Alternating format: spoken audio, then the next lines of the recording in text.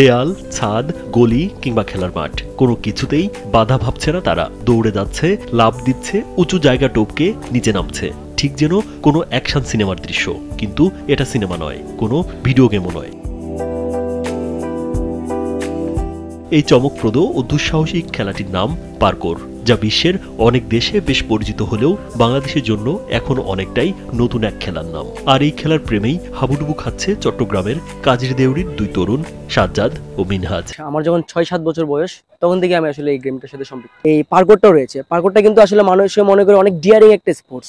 হ্যাঁ, এটা ডিয়ারিং হলো, বাট এটা কিন্তু খুবই সেফ যদি আসলে প্রপার কলা কৌশল বুঝে যদি করা হয়। ৯০ দশকের জনপ্রিয় কার্টুন হাতুড়ি নিনজা দেখে যখন অনেকেই নস্টালজিয়ায় ভাসে, তখন সাজ্জাদ ও মিনহাজ সেই কার্টুন থেকেই পেয়েছেন জীবনের দিক নির্দেশনা। প্রায় ৬ বছর বয়সে টেলিভিশনের পর্দায় নিনজাজের দুঃসাহসিক লাফঝাপ তাদের মুগ্ধ করে। সেখান থেকেই জন্ম নেয় পার্কোরের প্রতি ভালোবাসা।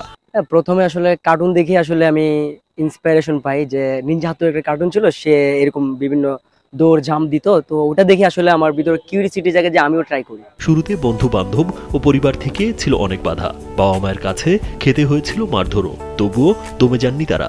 পরিবারের কাছ থেকে আসলে শুরুর দিকে কোনো সমর্থনই আমরা পাইনি।